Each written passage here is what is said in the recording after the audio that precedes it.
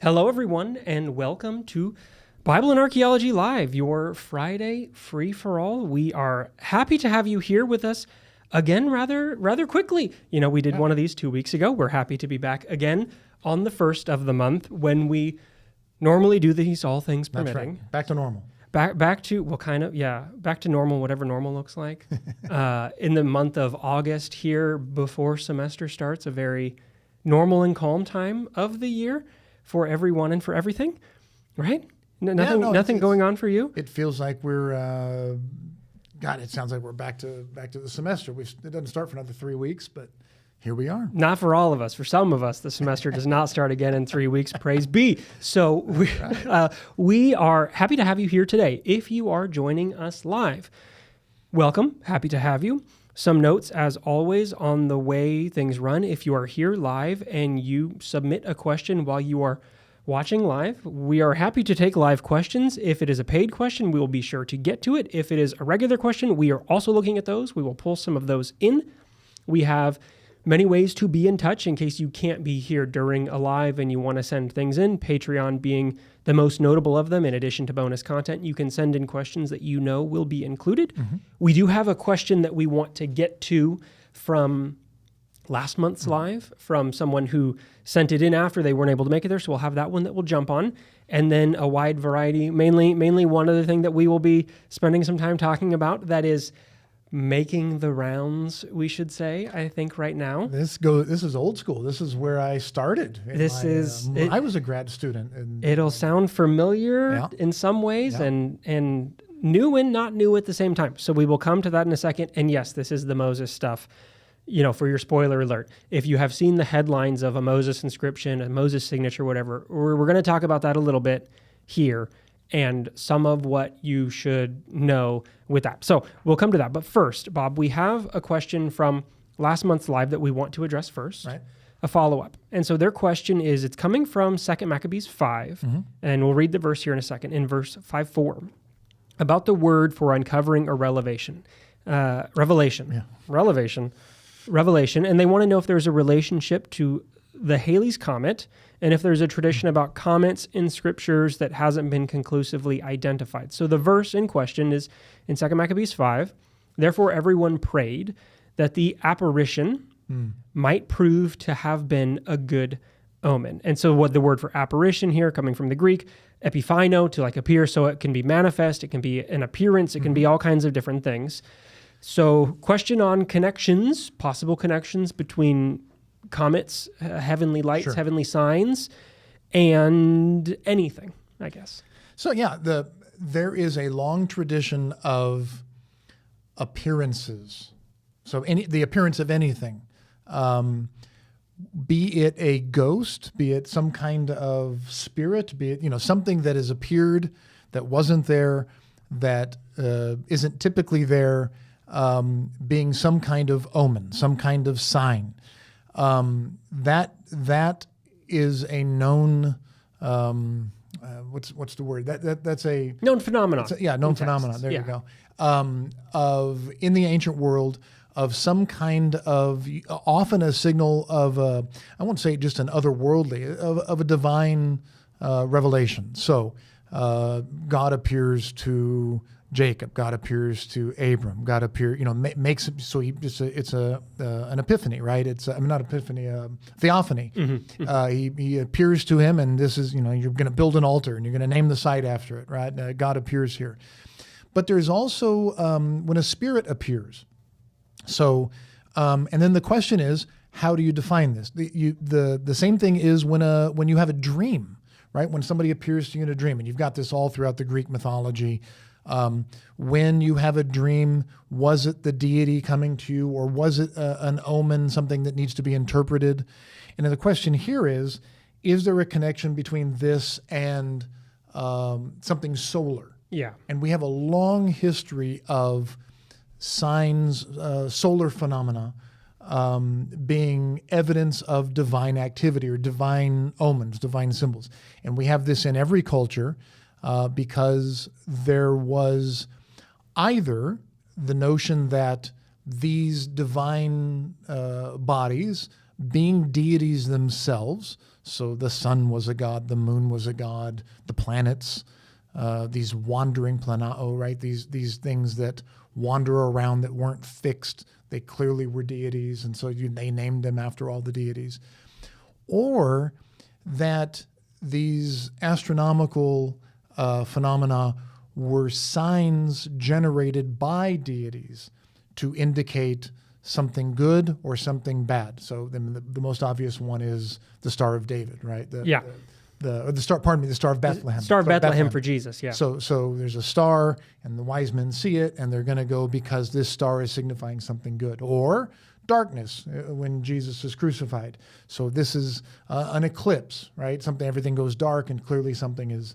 So are those two connected? I'm guessing is the question. And can you tie that to this Greek verb? Could you tie it to this one? And I mean, like, as we're talking about these, there are a wide range of figures from historical writings, in the ancient context, maybe a little bit different than you might be thinking of history now, where in the tellings of individuals, largely a lot of birth narratives, like you mentioned with Jesus, but we get this with others, that there are these divine appearances. And in this case, it's a little bit different because it's not talking about a birth, but it's about a battle scene. But, I mean, if you're also thinking about, are there any figures you can think of who, before a battle, look into the heavens and see a sign in which you will conquer? And so there are strong connections in the ancient world of, the divine manifestations of something that can be interpreted, be it birds, be it clouds, be it the stars, be it the movement of whatever.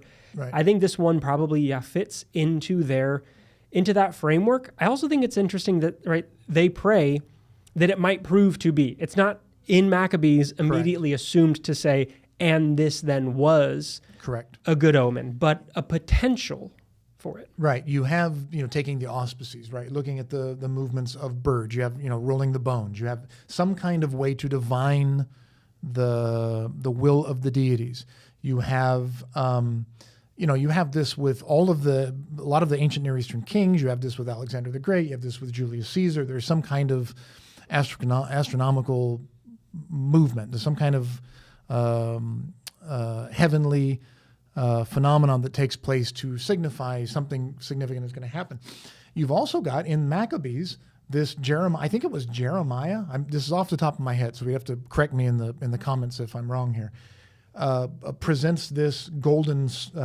Is it the golden sword? I think so. And he says, go.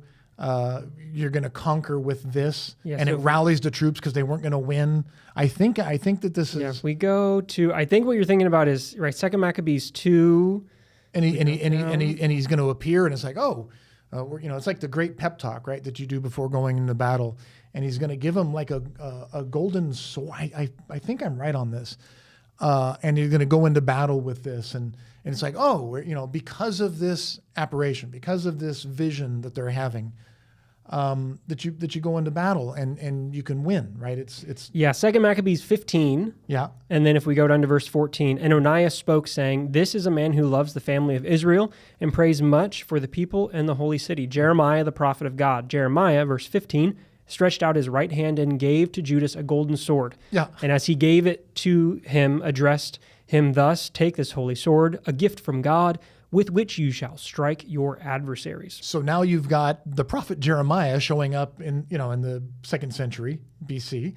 as he should, and Jeremiah showing up, and you're like, maybe we can win this battle. And he's got a golden sword, and it's like, well, we're not going to lose if we have Jeremiah and the golden sword, and a golden sword from heaven by all the things are lining up perfectly for you. Correct. To be. We know we can win this battle. Yeah, it's all good. And why shouldn't Constantine?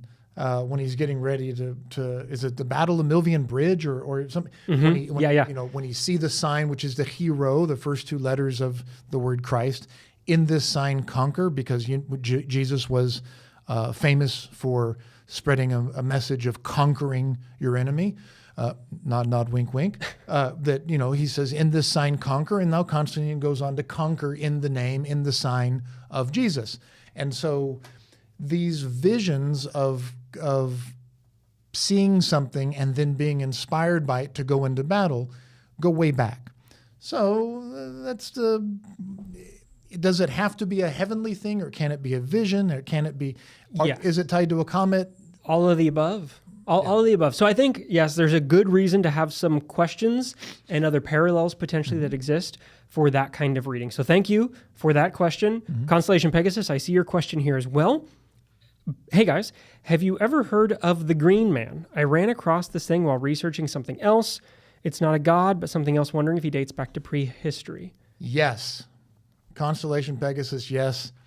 I began my archaeological career at Banias.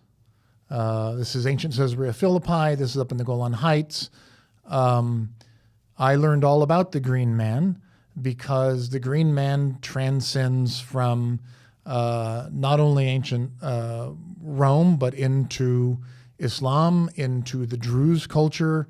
It probably dates back to Pan, the god Pan. And it's the idea. You have it in Celtic lore. You have it in the Jolly Green Giant.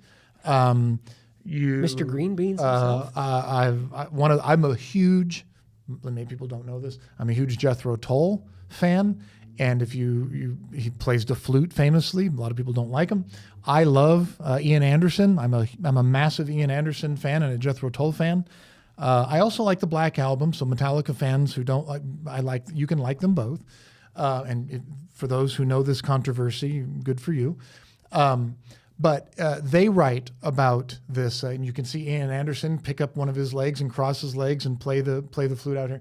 The Green Man is this figure that promotes, fertility and verdant. He lives in caves, and he's all about promoting rebirth and nature. Correct, and it probably is this amalgam of the god Pan and these regions of fertility, and but you find it in a religion like the Druze religion, which we're slowly finding more and more about.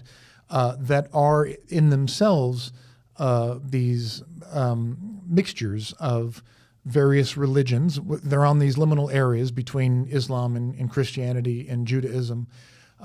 You have this. There's the tomb of Khedr that right there. If you go to the cave of Pan, and just up there's this tomb that has been holy places tend to remain holy, and so yes. it's changed its.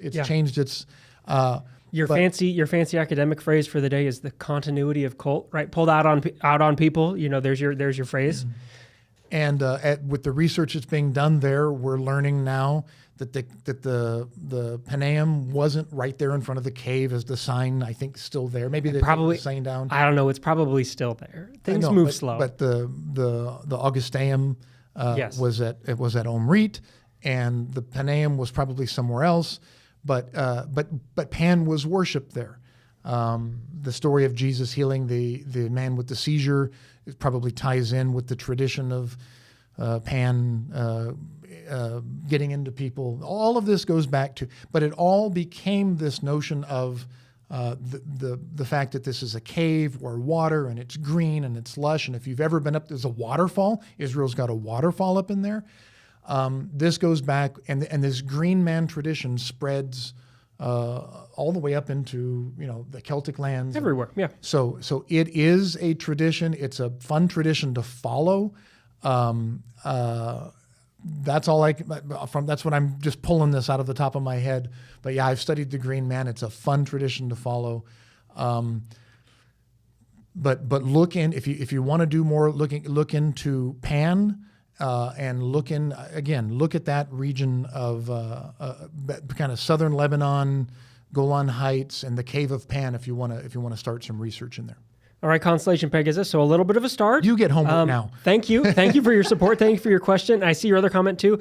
Yeah, we'll see if we come back to pentagram or we leave that one there. But thank you so much. And Bob, I want to turn you to news in scare quotes of the day, because if you are tuning into this, you likely follow some news alerts that connect to things. If you have Google alerts turned on in your emails like I do, then you might have been flooded in the last few days with some news stories about possible inscriptions related to Moses. And we're going to do something else with this as well. But for today, let's walk through some of what we have coming out from this, how things are being talked about, and some potential places for questions. So these, the news stories. Let's just start at the top really quick. We'll start at the top. No. Let's just, I know. Yes, no. I think it's fair. No. So let's just get this out there. No. Just no.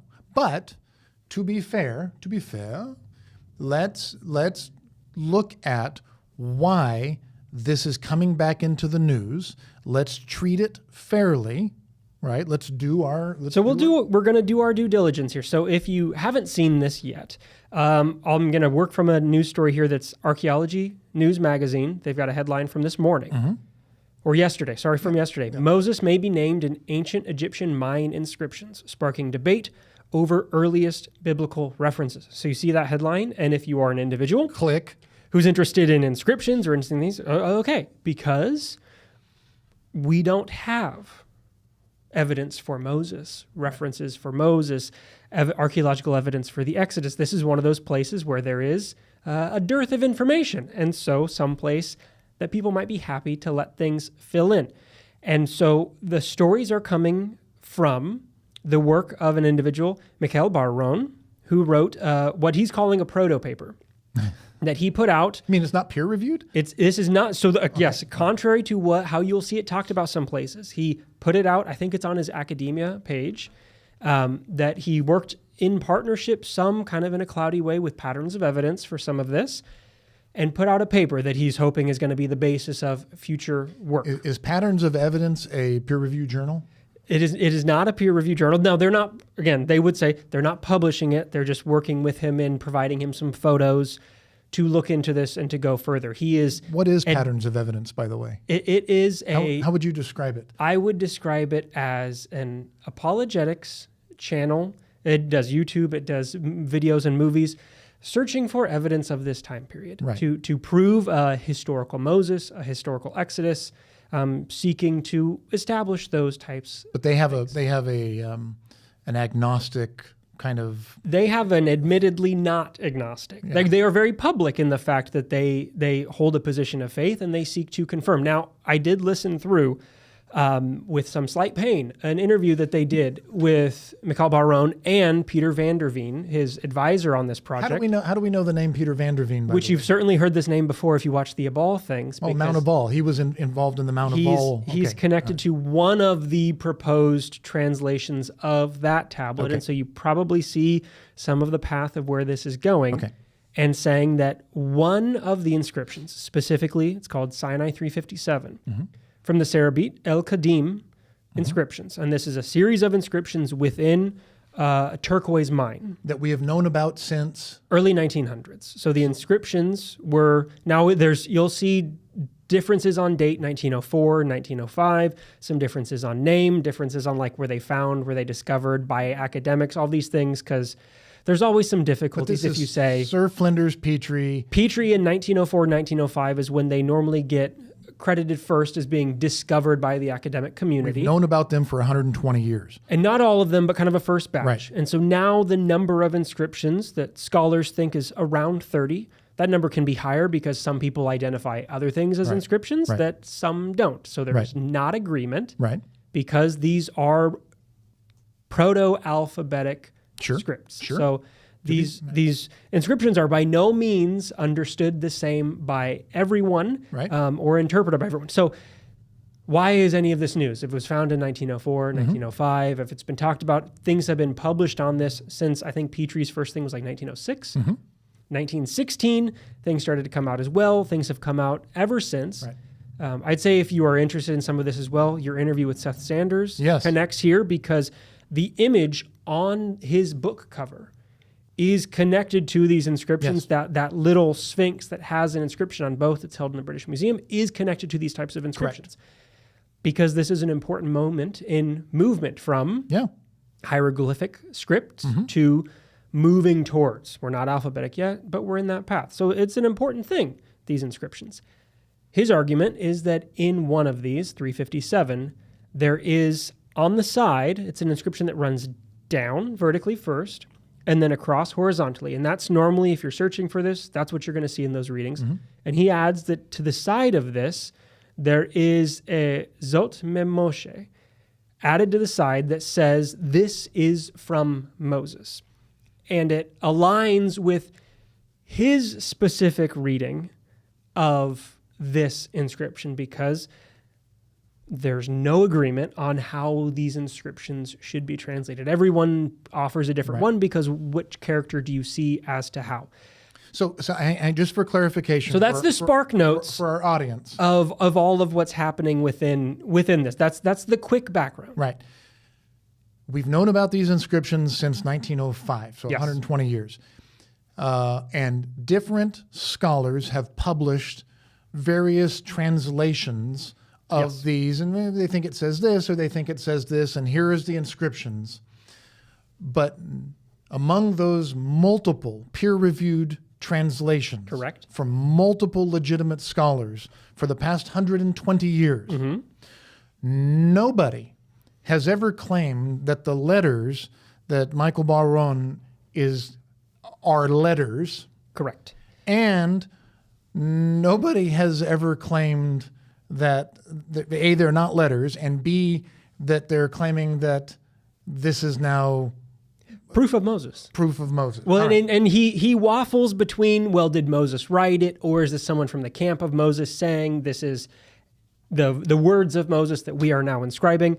That is new. There are some others who have argued for the potential presence of the name Moses connected to other inscriptions. So he's not the first one to claim that the inscriptions from this cave are came connected from Moses. No, and a part of this is because the location, because these caves are near two mountains that get connected with Sinai and Horeb. They are near the site of a temple connected to Hathor, a cow deity that gets destroyed. And so there's arguments of, okay, well, is this 3 days journey from where they could have been? And maybe this is where they're going to go. And so this is the site of these, and all of these things happily line up. And look, now we have evidence of cult reform and some evidence of Hathor inscriptions being scratched out, and the presence of El inscriptions, and maybe the name Moses, and maybe we're at Sinai. And there's a lot of maybes that can start to stack I hear them up, all. It's how convenient. and things line up. Another thing that I think we should say is the date of these, because they are widely dated, not by everyone. Again, no agreement here, because there's not a ton of these. But 12th to 13th dynasty is when they normally get placed, and so that's Middle Kingdom to New Kingdom, which normally we're sitting in the 1850s on the early side to kind of 1550s on the late side is normally when people will say somewhere in this range, maybe we're dealing. Some want to date them a lot later. BCE, yeah. So we're dealing, but mostly you're going to see people saying 1800s is when we're sitting here. To what does that correspond biblically? Well, I mean, he would say with Moses, and with Moses and with the period of the Exodus. And so now we have... And he throws out a recognition Exodus happened in 1850? Well, so this is one of his problems, because he says, like, yeah, this doesn't cause any problems for my dating of the Exodus. Well, however... When do most people typically date the... Because there is, and you can watch videos that we've made, there is among confessional biblical scholars who believe there actually was an Exodus. And again, if you talk to most archaeologists, they will say that we have no archaeological evidence of an Exodus. We have evidence of a context for a potential Exodus, but there's no archaeological evidence for an Exodus. But among those confessional scholars who believe that there was or could have been an Exodus, there is a controversy, a high chronology and a low chronology. And that low chronology is around the time of Ramesses II. Yeah, 13th century. Yeah, mid-12th. 1250. And the high chronology is 1400s? 1400s. And this is using the dating from Kings.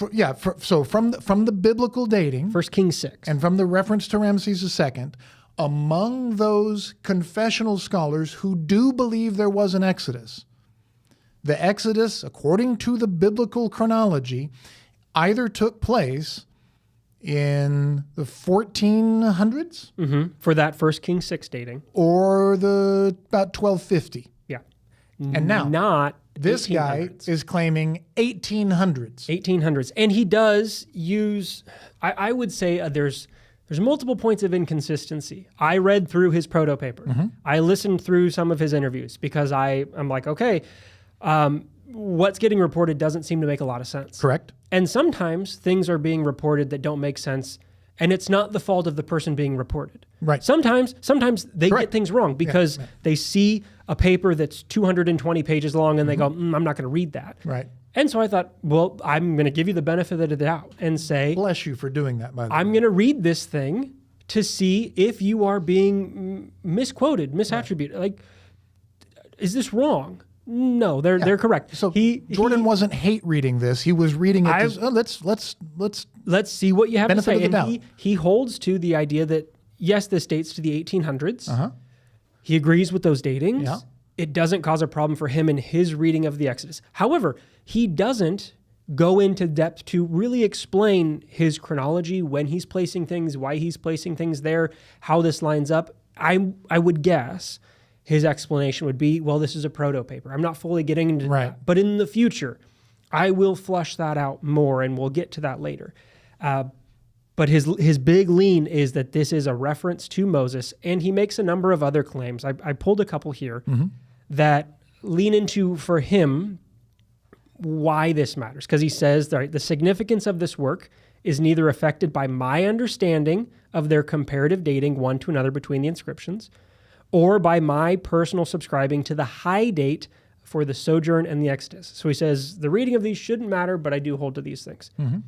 He then later says that this could date to the early Hyksos period for the time, which then doesn't line up with what he had said earlier, because that's then moving towards the 15th dynasty, unless he's placing those at a different date, which he doesn't explain. He goes in and says that Moses, this is a quote, Moses, to whom Israel's founding national writings are traditionally attributed, would be just such a first emperor, figure for his nation, and mixed multitude that joined the flight from Egypt, while he would have begun a standardization of the written language. Up to and through the period of his rulership, various forms of Proto-Sinaitic, which is the script that he's talking about, would have been common. He uses this because he disagrees with some other people's readings and wants to identify multiple symbols as the same letter. Most importantly, the shin for him in what he reads as Moshe. Yeah, I saw and that. So Moses then can be a figure for him, having been raised in the court of Pharaoh, who's trained in older scribal practices. So he might be holding on to old legacies, but then be a spot that brings these things together, returning as well to the idea of, well, why these caves? He leans into the Exodus narrative, the Hathor, the anti-calf idea that we get in Exodus 32, but also, well, why would Moses be hanging out in the cave? He says it fits. This is a quote. It fits what is related of Moses, that he would dwell separately from the camp, ensconcing himself in a separate tent where individuals could meet with him. So these inscriptions being in the cave, well, maybe this is where Moses was staying. But again, he's basing all of his philological and his these claims based on the epigraphy on biblical claims. And on biblical claims, he's mixing his methods here. He's saying yes. He's saying the dating doesn't match the known dating, and the epigraphy is changing because of historical thing. But because the Bible says this, so look, this is why the methodology is so jambalaya here that it's a problem. There's a reason this isn't in a peer review. Another quote here for you. Yeah, he says that the hyper avoidance regarding scholars avoiding looking at the biblical text. Yeah, the hyper avoidance of biblical source material is a pitfall. So he leans into he acknowledges, I'm not just trying to avoid it, I am leaning into it for a reading. So he wants to read in Moses. Now, his proposed reading of this, I think we should do this too, because his proposed reading, and then we'll give some other proposed readings for this inscription, because he is saying that this is attributed to Moses, and his reading is, "Lo, I root out an oppressed garden, who is for the Father in regards to your manna. This is from Moses. Hearken, says Arba. That's his proposed reading of this inscription. Sounds very biblical, right? Sounds very. So let's jump. But no. No, but we got a nice reference to manna, and I'm pulling you out. He connects garden to Canaan, so I'm bringing you out. It's a reference. You gotta find You can. If we jump, let's jump into the time machine and go back to 1929. Yeah. A.E. Cowley. Yeah. We're going to go through a series of Yeah. Let me hear what other people have said. A.E. Cowley says this reads, "This is what DMB, being a name, set up for the father of 9 potentially miners as in K. Right. When the chief of Nagabin heard our petition." Okay, that makes sense for inscription discovered in a mine. In a mine, yes. Okay. Boutin in 1932, cave which SKM prepared for BBM, LY, MMR, and RBL. So the cave which was prepared for a variety of individuals. Okay, good. Albright in 1948, thou, O Shaphan, collect by the month of Abib 12 minas. Shmea, the attendant of the foreman and the laborers. Okay, again, for a mine, directions for the mine, instructions for the miner. In 69, Albright proposed a slightly changed version. Thou, O Shaphan, collect from Abab 8 minas, potentially of turquoise, being in a turquoise mine. Shimei, groom of chief of the caravanners. Okay. In 2017, Kramakov proposed that these are the offerings the Melchishemah sacrificed in the month of Abib, 4 lambs.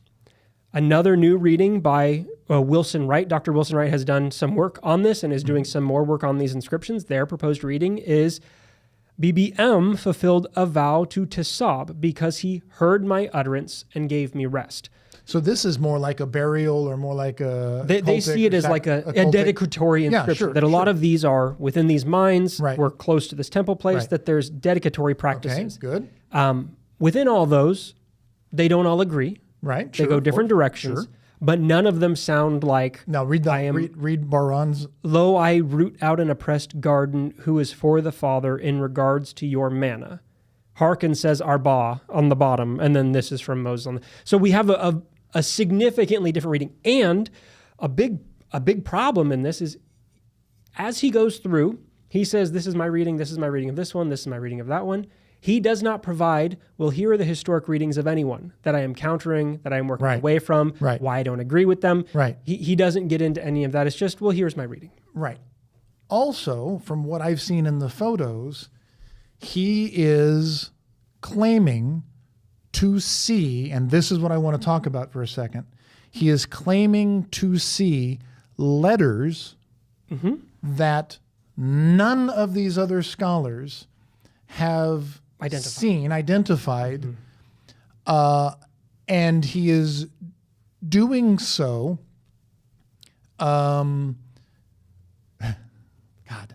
he is doing so by showing a particular angle of a photograph. And when he publishes that, he says, well, clearly here is this letter. And you're like, actually, no, that's not what that's not what a Zayin looks like. Not so clear. And this is not what a Mem looks like. And this is certainly not what a Shin looks like. And this can't, A, those aren't letters. B, if those are letters, that's not what they look like epigraphically. And C, when he does get a little closer to show you, he doesn't show you the comparison of the letter to what he's proposing. An unmarked to a mark. He puts the markings in the inscribed area and says, see, I remember having this same conversation when I had my blog with Simke Jakubowicz, when he was seeing these little circles, and when he was claiming that these were Jesus fish on a thing. But when you got up close to see them, he was literally going through and extending them with the same color and making. And I was like, you can't do that. That's cheating. Yeah. That's cheating. In his proto paper, he says he's using a series of high res images that he got from patterns of evidence, which are not out yet for everyone, but they they're say will be. Of course they're not. Along with some scans. He also says he worked off of old photos. There's a series of old photos from like the 1930s. Right. Which is a set that if you look at like Wilson Wright's papers, they use those photos because they are earlier, they're black and white, they have been less eroded over time. Right. But yeah, he'll put in a photo that's kind of the distance photo. Right. And then when it's the punch-in, where he's going to then mark, he goes in and he goes, okay, in color, I'm going to say this part is for what everyone sees. This part is the part that I say you can see with the high-res image. Right. This part is the part that maybe is disputed, and he marks on it in color. The colors are not consistent to the table that he says all the colors should be, so they don't really make sense. Right. Like, you read through it and you go, well, this is not even one of the colors you said was going to be, so what part are you saying is what? It's unclear. Right. But he doesn't give a side-by-side punched in to say, here's what it is with my marking, and here's what it is without it. So bad methodology. This is where people are disputing. Perhaps deliberately bad methodology. Are these chisel marks? Are they natural chips from the stone? Are they side strikes? Are they letters, or are they something different? It's almost the exact same argument we were making about this tiny little lead thing that we were talking about with Mount Ebal, where they're seeing chisel marks or degrading, and they're saying, well, I see letters. It's a Rorschach test. And the reason that nobody else has seen these letters, I put it in air quotes, scare quotes, is because they're not letters there. They're either chisel marks or they're just natural. And even when you look at them, they're not letters. Yeah. Well, and it's too bad there's not somebody. It's too bad there's not some connection between Mount Ebal and maybe an advisor of this project who wants to see a connection in an old. Well, we got to get into this too. And this isn't in his proto paper, but from both of them in the different interview, in their patterns of evidence interview, they floated the proposals that maybe a period of emergence for this proto-alphabetic script is Joseph in Egypt, and that Joseph, because this gets connected with these peoples, and we have these inscriptions, and maybe Joseph in his administration is the one that leads a transition from hieroglyphic writing to proto-alphabetic that then gets taken by those people on. There's also the proposal floated in that interview, again, not in the paper, but in that interview, that, well, maybe there was proto-alphabetic script even before that, and that somebody like Abram could have had it and written things down, and Moses could have had. So it just keeps moving further back. We're in Jubilees. We talked about this last month. See the Tower of Babel episode. Yeah, no, he taught Abram the Hebrew language. Now, I mean, they were doing this apologetic 2,000 years ago. Mm-hmm. How come how did he learn Hebrew? Because God just revealed it to him. Yeah. So it's. But now you have evidence of God revealing as revealed in Jubilees. Well, if Abraham's going to know it, then Noah's got to know it. You gotta know. The Tower of Babel story says they all were of one language. It just keeps moving back the date, but then not corroborating the date, and then it participates in much of the same stuff, and happily, it happily works out very conveniently. The language of creation was Hebrew, according to do we have any evidence that Adam was doing this? They didn't mention that one in their interview, but maybe that, you never know. You never know what's going to come out. My head hurts. So is this evidence of Moses? No.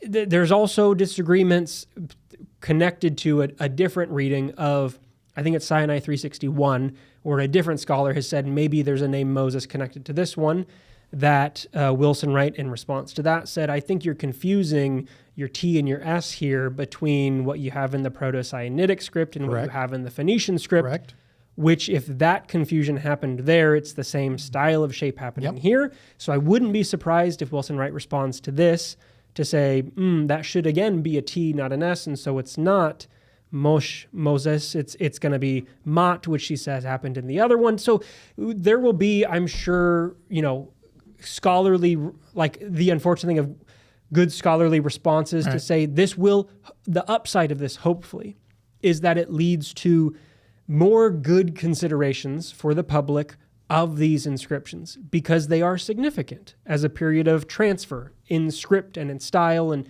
those things matter. And for a lot of people, you probably never heard of these inscriptions before. Maybe you have never heard of Serabit el-Khadim before, or proto-alphabetic scripts, or Petrie in 1905, or that this is not a new discovery. This is not a new discovery. This is not a new discovery. We've known about this for 120 years.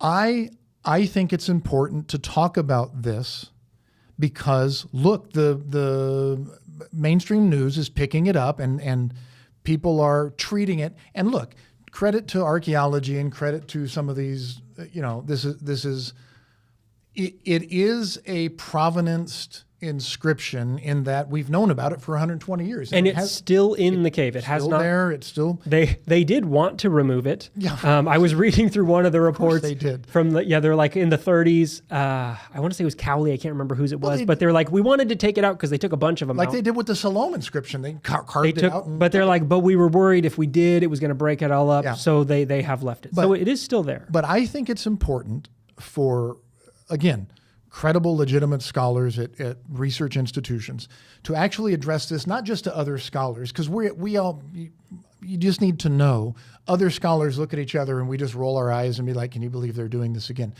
But the public isn't necessarily aware that this kind of nonsense is taking place because Archaeology, legitimate magazine, is going to treat it fairly. They're going to say, well, and look at all the diplomatic language they're using. Now, this hasn't been peer reviewed. Not everybody agrees. Well, a line like "if verified," these are very polite diplomatic red flags saying this is in the news and we feel an obligation to report it.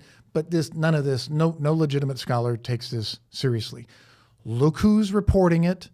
Look to see if they're research scholars or if they're confessional scholars who have an agenda, who are working with other institutions who on their website say, yeah, we don't subscribe to a methodologically agnostic scientific method. We are confessionalists who say that any science that doesn't agree with the Bible is wrong and we're trying to disprove it.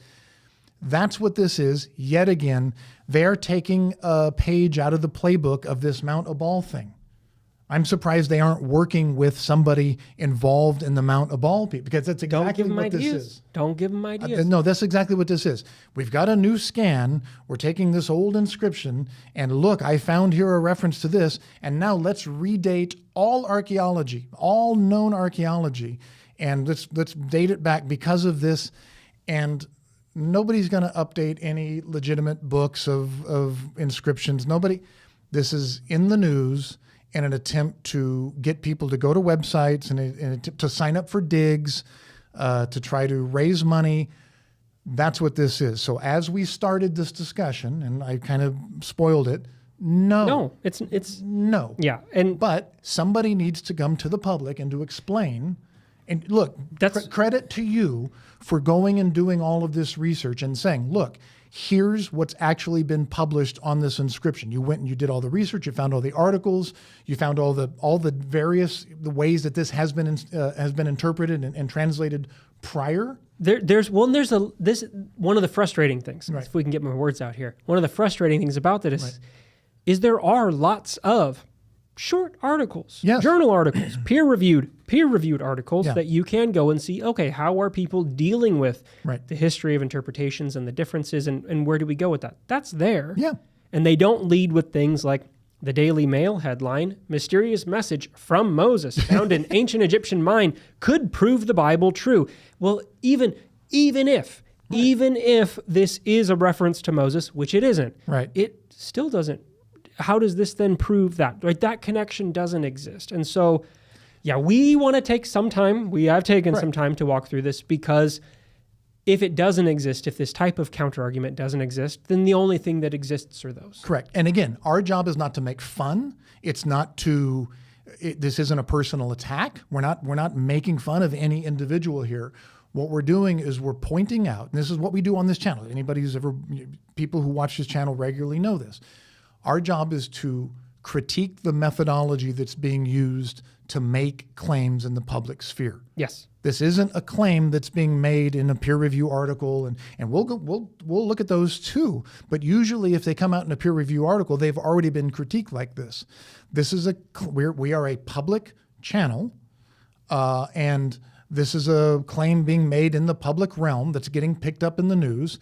And so, thank you, Jordan, for going, Dr. Jones, for going through and doing the research and allowing us to tell our viewers what this inscription actually says, the history of its interpretation, and some of the initial problems. Initial problems with this initial paper and the initial claims. And hopefully someone can find some use in this video and some of the other videos that we know are going to be made attempting to refute this. It won't be hard. And just know that it's the same playbook. We saw this playbook with we saw this same methodology being used with claims about the Jesus fish on the ossuary that came out a decade ago, with the Mount Ebal inscription, with all of the subsequent inscriptions that Dr. Galil was making. Which are going to be forthcoming. Which he just went around and said, I looked at this old inscription. I saw these letters too. And look, now we're seeing it with, you can expect, I'm just going to make a prediction here, you can expect this to be done with every old Proto-Sinaitic inscription.